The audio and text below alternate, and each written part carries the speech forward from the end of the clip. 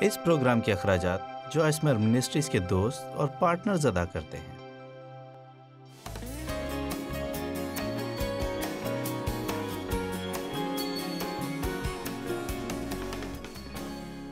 دوسرا تیموتھیوس پہلا باب اس کی 7ویں آیت۔ کیونکہ خدا نے ہمیں دہشت کی روح نہیں دی، حوصلے کی کمی، بزدلی، چاپلوسی اور دھوکہ دہی کے خوف، بلکہ قدرت اور محبت اور تربیت، اچھے متوازن ذہن اور نظم و ضبط اور خود پر کنٹرول کی روح دی ہے۔ تو چلو اسے لے لو۔ خدا نے ہمیں ایک پرسکون ذہن عطا کیا ہے۔ یسوع مسیح کا ذہن ایک پرسکون اور متوازن ذہن تھا۔ جسمانی ذہن ایسا ہے جو کہ پریشانی لاتا ہے، اور ہمارے پاس نظم و ضبط اور خود پر قابو پانے کی روح ہے۔ اس لیے ہر کوئی کہے میں منظم ہوں اور مجھے خود پر قابو ہے، اور میں امن میں ہوں، اور میرے پاس حکمت ہے، اور میرے پاس یسوع ہے۔ اب میں آپ سب سے یہ پوچھتی ہوں کہ آپ کی زندگی کس طرح سے خراب ہو سکتی ہے؟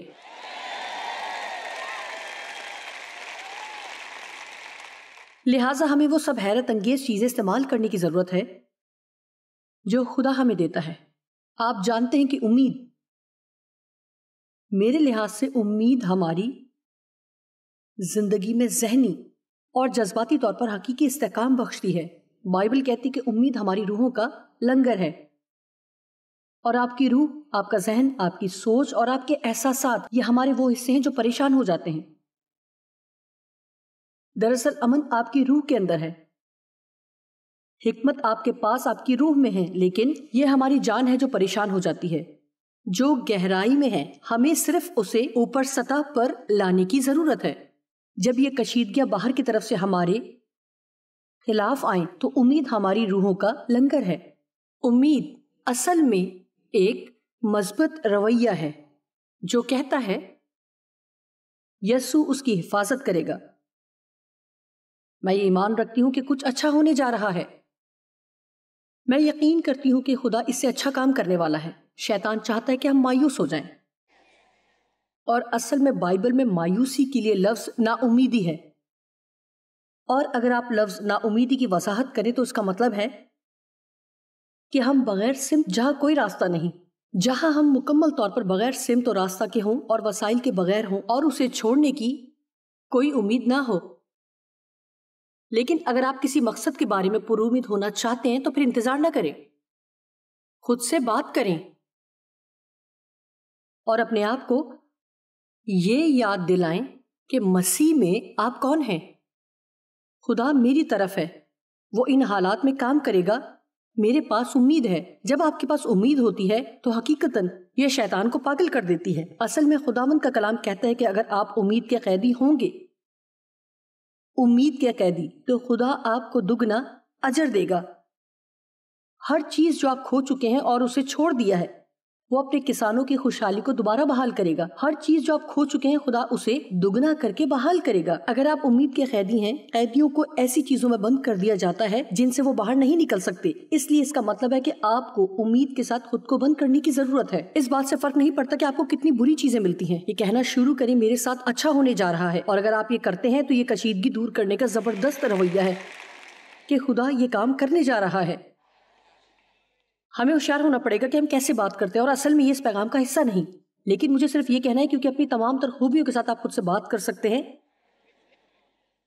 اس لیے کل میں نے اس بات کو آپ کے سامنے رکھا تھا کہ جب یسوع مسیح صلیب پر تھے تو اس نے 1 منٹ بولنے میں گزارا، اور 5 گھنٹے اور 58 منٹ وہ چپ رہا۔ کیا آپ تصور کر سکتے ہیں کہ اگر ہم میں سے کوئی اس وقت صلیب پر ہوتا تو ہم کچھ نہ کچھ ضرور کہتے؟ چھوڑیں، ہم اس پر زیادہ خوش ہیں کہ خدا نے ہم میں سے کسی کی بجائے یسوع مسیح کو بھیجا۔ کیا میں ٹھیک نہیں کہہ رہی؟ جتنا زیادہ آپ بولتے ہیں اتنا ہی زیادہ اپنے آپ کو پریشان کرتے ہیں۔ آپ اسے کتنے اس بات پر یقین رکھتے ہیں کہ جتنا زیادہ آپ بولتے ہیں اتنا ہی آپ خود کو پریشان کرتے ہیں؟ صرف پر امید باتیں کہیں کہ خدا اس پر کام کرنے جا رہا ہے اور ضرور کچھ اچھا ہوگا۔ میں امید نہ رکھنے سے انکار کرتی ہوں۔ 2 کرنتھیوں 4:8 ہم ہر طرف سے مصیبت تو اٹھاتے ہیں، مشکل میں ہر طرح سے مظلوم ہیں، لیکن لاچار نہیں ہوتے۔ ہم شرمندگی کا سامنا تو کرتے ہیں، ہم حیران تو ہوتے ہیں، لیکن نا امید نہیں ہوتے۔ پولوس اپنی زندگی میں سنگین کشیدگی کا شکار تھا، اور پھر بھی اس نے کہا کہ ابھی بھی ہم امید سے بھرے ہیں۔ آدھی رات کو جب وہ جیل میں تھے پھر بھی ہم تو سنا کر رہے تھے اور اس جیلر کے لیے جسے آخر کار اس نے بچا لیا، وہ کیسا زبردست گواہ تھا۔ آپ جانتے ہیں حقیقتاً جب آپ مشکل ترین حالات میں بھی امن اور خوشی کو اپنی زندگی میں برقرار رکھتے ہیں تو یہ دوسرے لوگوں کے لیے گواہی ہے۔ میرے خیال میں اگر مشکل وقت میں بھی ہم ثابت قدم رہ سکتے ہیں تو ایک زبردست گواہی ہوگی جس سے ہم دوسرے لوگوں کو بائبل کا پیغام دے سکتے ہیں۔ پہلا کرنتھیوں اس کا 10واں باب اور 13ویں آیت کہتی ہے، تم کسی ایسی آزمائش میں نہیں پڑے جو انسان کی برداشت سے باہر ہو۔ اور ہم سب کو یہ بات یاد رکھنے کی ضرورت ہے، خدا سچا ہے اور وہ تم کو تمہاری طاقت سے زیادہ آزمائش میں نہیں پڑنے دے گا، بلکہ آزمائش کے ساتھ نکلنے کی راہ بھی پیدا کرے گا۔ ہر کوئی کہے ہمارے ساتھ کچھ اچھا ہونے جا رہا ہے۔ اب کچھ منٹ تک میں آپ سے اپنی زندگی کو آسان بنانے کے بارے میں بات کرنا چاہتی ہوں، کیونکہ در حقیقت یہ آپ کے بہت زیادہ ذہنی دباؤ کو ختم کرے گا۔ دنیا بہت پیچیدہ ہو گئی ہے، لیکن ہم زندگی کے بارے میں اپنے نقطۂ نظر کو تبدیل کر سکتے ہیں۔ اس لیے اپنی زندگی کو سادہ بنانے کے لیے 10 طریقے ہیں۔ نمبر 1، بے ترتیبی ختم کریں۔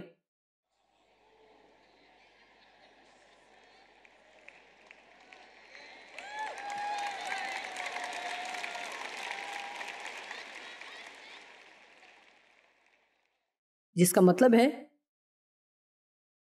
کچھ حدود مقرر کریں کہ آپ کتنا کباڑ اپنے گھر میں رکھیں گے۔ اگر آپ اس کو استعمال نہیں کر رہے تو اسے گھر سے نکال دیں۔ آمین۔ کسی نے یہ تجویز دی کہ کپڑے لٹکانے والے ہینگر اپنی الماری میں خاص طرح سے رکھیں، کیونکہ جب آپ کسی چیز کو پہنتے ہیں تو ہینگر دوسری طرف سے واپس آ جاتے ہیں، اور 1 سال بعد ان تمام ہینگرز کو جن کو آپ نے ہاتھ بھی نہیں لگایا انہیں کسی دوسرے کو بھیج دیں جن کے پاس زیادہ نہیں ہے۔ آپ کہیں گے میری بے ترتیبی کیا ہے؟ مجھے کس طرح کی چیزیں رکھنی ہے؟ ذہنی دباؤ کے ساتھ مجھے کیا کرنا ہے؟ آپ کو مایوسی کے ساتھ بھی بہت کچھ کرنا ہے۔ اگر آپ کو اپنے ارد گرد الجھن اور مایوسی نظر آتی ہے تو یہ آپ کو مایوس رہنے والا بنا دے گی۔ ہمارا خدا مایوسی کا مصنف خدا نہیں۔ میں نے پچھلی رات کہا جہاں ہم رہ رہے ہیں ہمیں اپنے ارد گرد چھوٹی چھوٹی جگہوں کو دیکھنا ہوگا، اور یہ حیران کن ہے حالانکہ آپ کے اپنے گھر میں کتنی ہی ایسی چیزیں ہیں جن کی حدود ہیں۔ تصویروں کے فریم کی حدود ہیں، کتابوں کے بھی حاشیے ہوتے ہیں، اور زمین کے ہر ٹکڑے کی حدود اور 4 دیواری ہوتی ہے، ایک باڑ، ایک حد ہے۔ فرش کے نچلے حصے میں ایک سرحد واقع ہے۔ تمام چیزوں میں اگرچہ معاشروں کو اس کا احساس نہیں ہوتا کہ وہ کیا کر رہے ہیں، وہ ہر دیکھنے والی چیز کو صاف اور منظم بنا رہے ہیں، وہ ہر ایک چیز کو اکٹھا چلانا چاہتے ہیں، اور یہ بات آپ کو ہر وقت الجھائے رکھتی ہے۔ اپنے گھر میں بہت سا سامان لا کر اپنے آپ کو نہ الجھائیں، اور جب آپ کو کسی چیز کی ضرورت ہو اور تب آپ کوئی چیز نہیں پا سکتے۔ آپ میں سے کچھ ابھی تک اس سامان کی ادائیگی کر رہے ہیں اور اس سامان کا بل ادا کر رہے ہیں، یہاں تک کہ آپ یہ بھی نہیں جانتے کہ اب وہ کہاں ہے۔ آمین۔ آپ کو یہ بھی نہیں پتا کہ آپ اس چیز کو کس کام میں لا رہے ہیں۔ یہ سیل میں تھا تو آپ نے اسے خرید لیا کہ یہ ایک اچھی ڈیل تھی۔ ہاں، میں نے اسے کریڈٹ کارڈ میں ڈال لیا ہے، میں اسے منتقل نہیں کر سکتا، یہاں تک کہ آپ اس کے بارے میں بھول جاتے ہیں۔ اب 2 سالوں بعد جب آپ کو ضرورت پڑی تو آپ ایک اور دوسرا خرید لیتے ہیں۔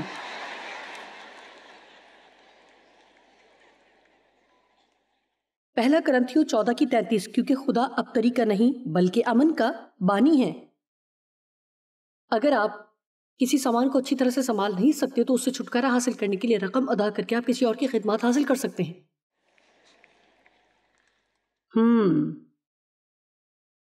نمبر 2، جب آپ کچھ چاہتے ہیں کہ خدا آپ کو مہیا کرے اور پھر اس کے بارے میں بھول جائیں،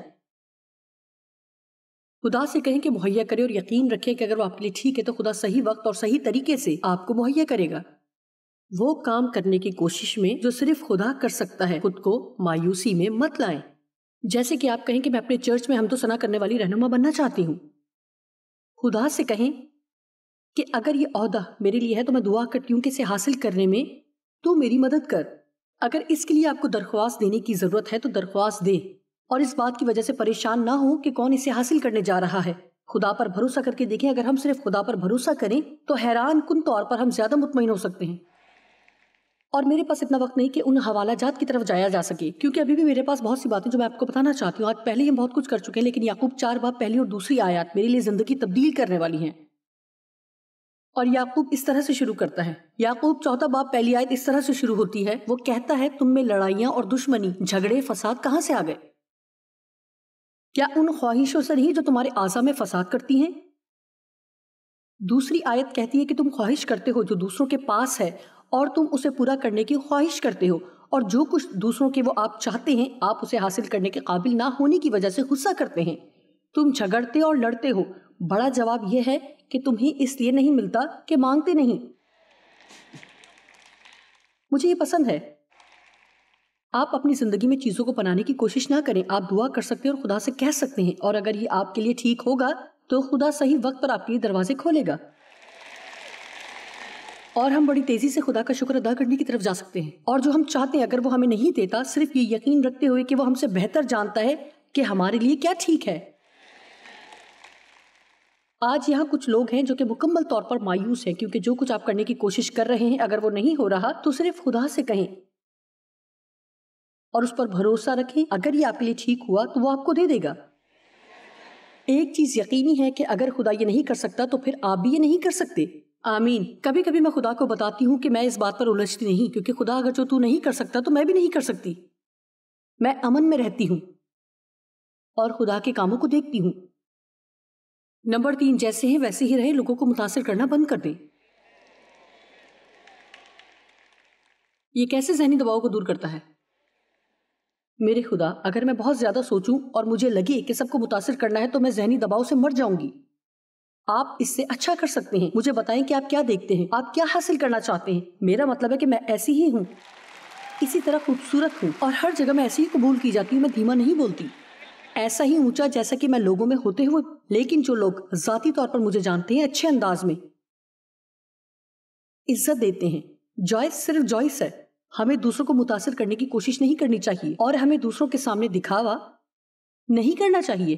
ہمیں دوسروں کے ساتھ اپنی ذات کا موازنہ نہیں کرنا چاہیے۔ ہمیں دوسرے لوگوں کے ساتھ اپنا مقابلہ نہیں کرنا چاہیے۔ آپ جیسے ہیں ویسے رہیں۔ نمبر 4، جلد بازی میں خفا نہ ہو بلکہ معاف کرنے میں جلدی کریں۔ عداوت، غصہ، تلخی، معاف نہ کرنا جو آپ کے دل میں ہو، سب سے زیادہ ذہنی دباؤ والی چیزیں ہو سکتی ہیں۔ نمبر 5، جب آپ گناہ کریں اقرار کریں، معافی حاصل کریں۔ یاد رکھیں یہاں کوئی مذمت نہیں، زندگی حاصل کریں۔ گزرے کل کی غلطیوں کو مت دہرائیں۔ نمبر 6، انتقام لینے کے بجائے لوگوں پر رحم کرنے کی کوشش کریں۔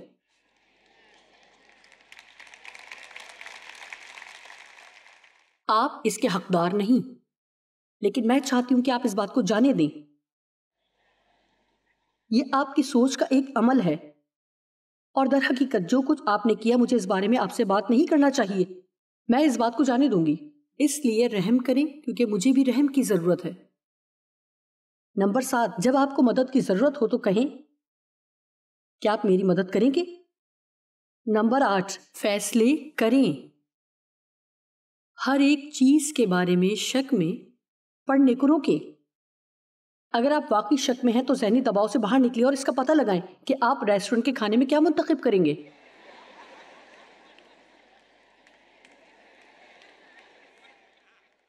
نمبر 9، حد سے زیادہ ذمہ دار نہ بنیں۔ ذمہ دار ضرور ہوں لیکن حد سے زیادہ ذمہ دار نہ ہوں۔ اور یہاں ایک چیز جو آپ کر سکتے ہیں، کسی بھی چیز کا عزم کرنے سے پہلے ہر طرح سے سوچیں کہ ایسا کرنے کے لیے آپ کو کیا کرنا ہوگا۔ آپ جو کہتے ہیں آپ وہ کریں۔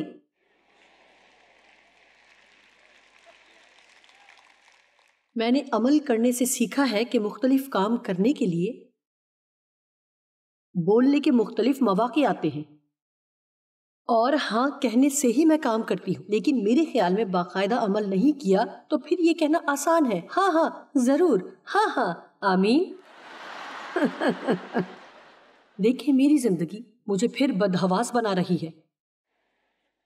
آپ جانتے ہیں اگر آپ اپنی زندگی کے بارے میں اپنی ذات کو ملامت کرتے ہیں، اس کا مطلب آپ کو خود میں تبدیلی لانے کی ضرورت ہے۔ آمین۔ میں نے کہا آپ کو تبدیل ہونے کی ضرورت ہے۔ یہ اشارہ ہے کہ آپ کو تبدیلی کی ضرورت ہے۔ اس کا مطلب ہے آپ کو تبدیل ہونے کی ضرورت ہے۔ ہاں ٹھیک، میں یہی کہوں گی کہ کئی دفعہ آپ کو کسی دوسرے کو نہیں، جس کا مطلب ہے آپ کو، ہمیں تبدیل ہونے کی ضرورت ہے۔ اے محنت اٹھانے والوں اور بوجھ سے دبے لوگوں، سب میرے پاس ہو، میں تم کو آرام دوں گا، میرا جوا اپنے اوپر اٹھا لو اور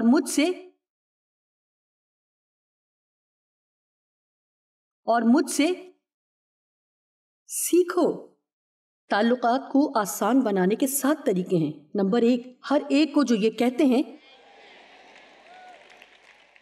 ہم ماہرین ہیں، خاص دوست بنانے کی کوشش نہ کریں۔ 3 قریبی اچھے دوستوں کی بجائے صرف ایک شخص مناسب طریقے سے انتظام کر سکتا ہے۔ جب آپ ہر کسی کو اچھا دوست بنانے کی کوشش کرتے ہیں، جبکہ عام طور پر آپ ایسا نہیں کر سکتے۔ ہمارے پاس بہت سے لوگ ہوں گے جن سے آپ پیار کرتے ہیں، اور ہمارے جاننے والے بہت سے لوگوں کی ہم تعریف کرتے ہیں، لیکن قریبی رشتہ دار وقت اور محنت لیتے ہیں۔ نمبر 2، لوگوں سے یہ توقع نہ کریں کہ وہ آپ کو مایوسی اور دکھی نہیں کریں گے، کیونکہ وہ ایسا کریں گے۔ نمبر 3، دوسروں کے معاملات میں زیادہ دخل اندازی نہ کریں۔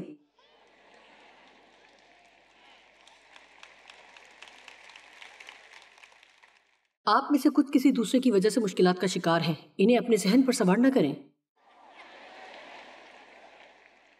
زندگی کے الجھا دینے والے معاملات میں مجھے بائبل کے الفاظ سے پیار ہے۔ نمبر 4، جو لوگ نہیں چاہتے ان لوگوں کو نصیحت نہ کریں۔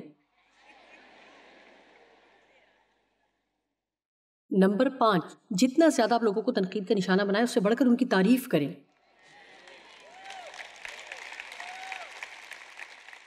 نمبر 6، یہ کہتے ہوئے آگے بڑھیں، مجھے معاف کیجیے۔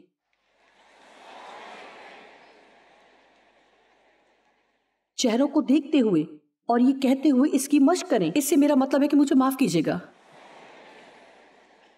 نمبر 7، میں ہر طرح کے حالات میں ہمیشہ ہر کسی کے بارے میں اچھائی پر یقین رکھتی ہوں۔ آمین۔ ٹھیک ہے، اب کچھ اور چیزیں ہیں۔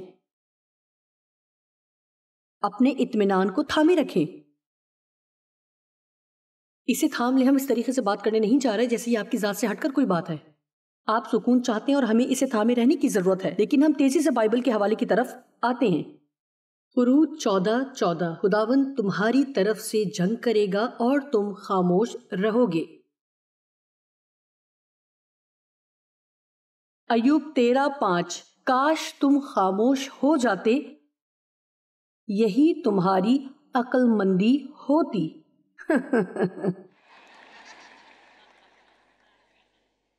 یسایہ 26:3، جس کا دل، ذہن اور کردار قائم ہے تو اسے سلامت رکھے گا۔ مشکل کے وقت پریشانی آپ کے ذہن کو گول گول گھماتی ہے، لیکن جب آپ یہ غور کرتے ہیں کہ خدا اس طرح کے حالات میں کیا کر سکتا ہے تو آپ سکون میں رہتے ہیں۔ فلپیوں 4:4-7 آیات اصل میں ہمیں خوشگوار اور پرامن رہنے کے بارے میں بتاتی ہے۔ خداوند میں ہر وقت خوش رہو، پھر کہتا ہوں کہ خوش رہو۔ کسی بات کی فکر نہ کرو، بلکہ ہر ایک بات میں تمہاری درخواستیں دعا اور منت کے وسیلے سے شکر گزاری کے ساتھ خدا کے سامنے پیش کی جائیں، تو خدا کا اطمینان جو سمجھ سے بالکل باہر ہے تمہارے دلوں اور خیالوں کو مسیح یسوع میں محفوظ رکھے گا۔ خوشی اور لطف اندوز ہونا فکر مندی کو کم کرتی ہے۔ مایوسی پر ہنسیں، اپنے آپ پر ہنسیں۔ اپنی اچھی صحت کے لیے آپ اس وقت ایسا کہیں جب کہ آپ کی زندگی میں کچھ مزاحیہ نہیں ہونے جا رہا۔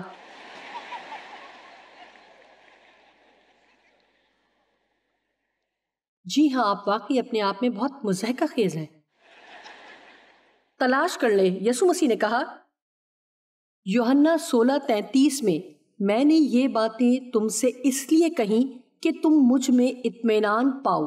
دنیا میں مصیبت اٹھاتے ہو لیکن خاطر جمع رکھو. میں دنیا پر غالب آیا ہوں. بوجھیں کیا سائنسدانوں نے دریافت کیا ہے کہ خوشی مایوسی کو کم کرتی ہے. سائنس نے اسے دریافت کیا، انہوں نے اسے ایک نام دیا، اسے مثبت نفسیات کہا گیا. بوجھیں کیا خدا جانتا تھا اس سے پہلے کہ انہوں نے یہ دریافت کیا؟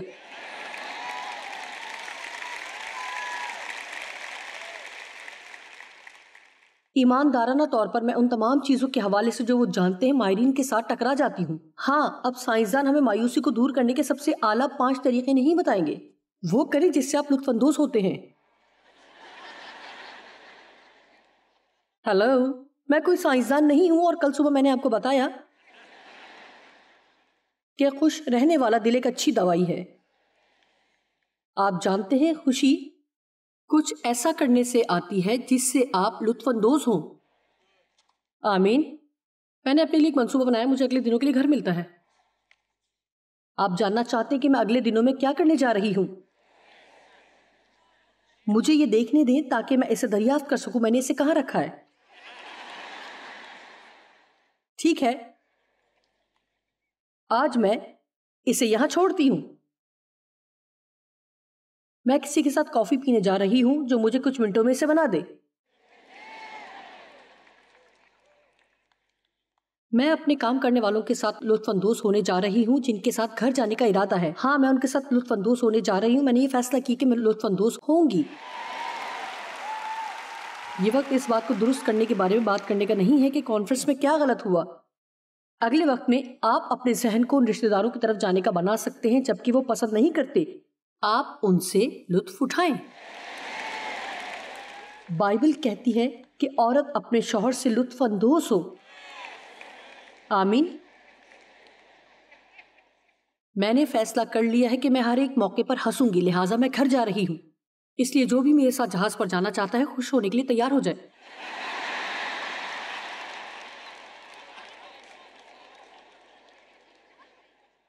میں سینٹ لوئس میں جا کر اپنے پسندیدہ ریسٹورنٹ میں کھاؤں گی. انہیں تھوڑا سا باہر کا علاقہ ملے گا اور میں وہاں بیٹھ کر لطف اندوز ہوں گی. اس کے بارے میں سوچنے سے میں آج کی منادی کو بہتر کر سکتی ہوں. ایماندارانہ طور پر یہ کیا جا سکتا ہے. دائیں میں چلتے ہوئے بیل کا منہ نہ باندھنا. جب آپ کام کرتے ہیں تو ضرور آپ کو کچھ ایسا کرنے کے بارے میں سوچنے کی ضرورت ہے جس سے آپ اپنی ذات میں لطف اٹھا سکیں. میرے پاس اتنا وقت نہیں کہ میں اپنے آپ کو خوش کر سکوں. میں ہر وقت کام کام کام کرتی ہوں اور میرے پاس اتنے پیسے نہیں کہ میں لطف اٹھا سکوں. شہید ہونا بند کرے. آپ جانتے ہیں ہم میں سے چند ایسے لوگ ہیں جو اپنے آپ کو خوش کرنے کے لیے کچھ نہیں کرتے، کیونکہ اگر ہم کریں گے تو ہمارے پاس ایسا کچھ نہیں ہوگا جس کے بارے میں ہم شکایت کر سکیں. یہ اچھا ہے، میں اپنی سلامتی سے کہوں اور اپنا شہر چھوڑ دوں گا.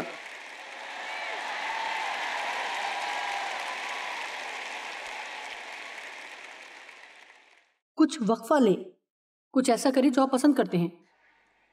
صرف یہ نہ کریں کہ میرے پاس کل کے لیے پہلے ہی سے منصوبہ ہے. آپ ان میں سے ایک سننا چاہیں گے؟ میں ہر صبح اٹھتی ہوں اور اپنا کچھ وقت خدا کے ساتھ گزارتی ہوں. پھر میں سیر کے لیے جاتی ہوں اور دعا کرتی ہوں. پھر میں کچھ تھوڑی تدوین کرتی ہوں کیونکہ مجھے ابھی بھی ایک کتاب ختم کرنے کی ضرورت ہے. میں ڈیو کے ساتھ کھانے کے لیے باہر جاتی ہوں اور میں پاستا کھانے جاتی ہوں.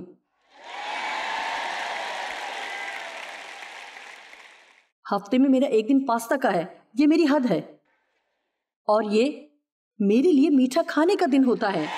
واو، کیسا دن ہے جو میرے پاس ہے.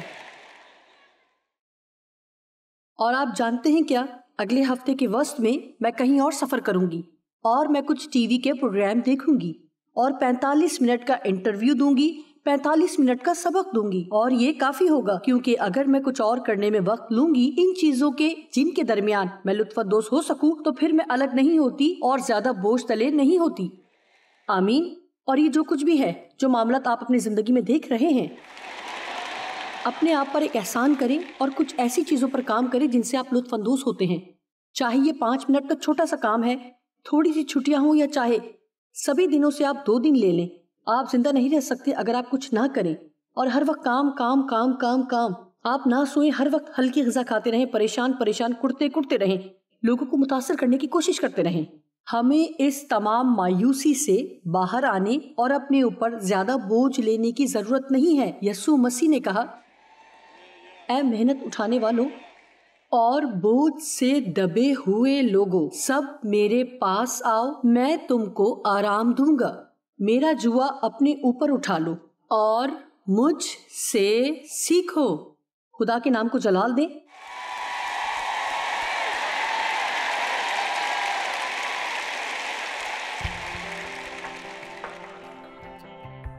ऐसा नहीं है, ये जानना जबरदस्त है कि आप ऐसी यानी मायूसी से भरी जिंदगी नहीं गुजार सकते। मत्ती 11 की 28 से 29 यीशु ने कहा, ऐ मेहनत उठाने वालों और बोझ से दबे हुए लोगों, सब मेरे पास आओ, मैं तुमको आराम दूंगा।